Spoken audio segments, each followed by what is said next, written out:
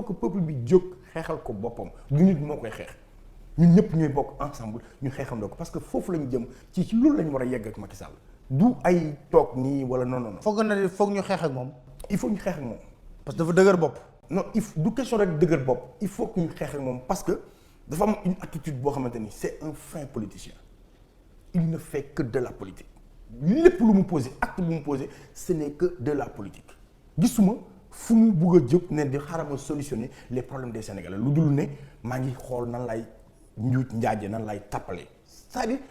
lépp lu muy gérer réew mi tappale la dara jubu ci dara leeru ci rien n'est sérieux rien n'est pris au sérieux les populations ne sont pas prises en compte li leen intéressé mooy li leen intéressé dem wuy ji Macron ñëwaat toog def spectacle CEDEAO mais regardez l'attitude de Macky Sall par rapport à la Gambie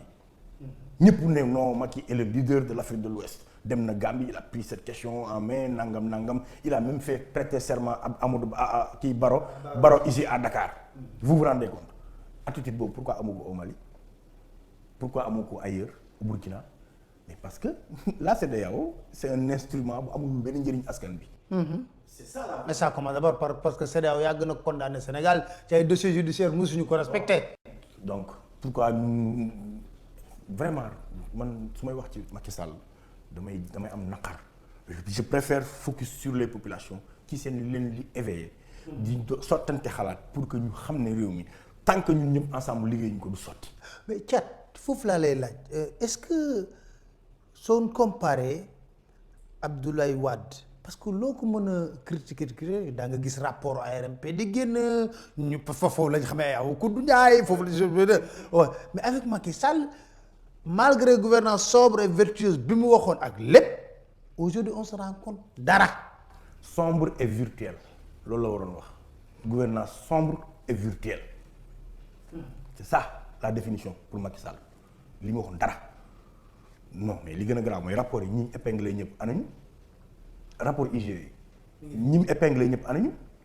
il nous parle aujourd'hui de commission ça veut dire que il est prêt à encore injecter des milliards pour créer des commissions d'enquête yooyu xam nañ ne dans toute l'Afrique mais dans toute l'Afrique quand le président dit damay créer une commission d'enquête ça veut dire que dilatoire la ñuy def et que du mujj fenn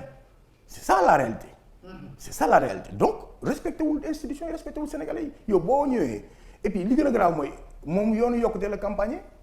mais PSE lay dawal loolu mooy njëkk manque de respect yow yoonu yokkute nga campagne Sénégalais yi fal la ci nga ñëw jël yoonu yokkute teg ko ne le ñëw indi PSE nga xam ne c'est un programme bu FMI Banque mondiale soo demee beneen mu nekk PSB soo demee Ghana mu nekk PSG donc il se fout de kii kan lañu respecté wul mais ñun la c'est notre responsabilité ñun waa Sénégal il faut que ñu jël suñu bopp en charge et tout de suite maintenant ay rapports yu épinglé ay nit yooyu kërëb ñan la toujours les mêmes têtes et puis des barons de son régime ñooñu à quoi s'attendre parce qu'on n'a pas une justice forte je ne dis pas qu'on n'a pas de bons juges mais on n'a pas une justice forte notre justice a été affaiblie looloo tax ma mere Obama bi mu ne l'Afrique n'a pas besoin d'hommes forts mais que des institutions fortes non quand une institution est forte et que l'homme qui l'incarne n'est pas fort cette institution elle va à l'encontre des populations comme le Conseil constitutionnel c'est une institution très forte incarnée par des hommes faibles ils sont à la solde du pouvoir au détriment des populations loolu xeluwul une Afrique on a besoin d'hommes forts pour ñu mën a incarner des institutions fortes institution bi am balance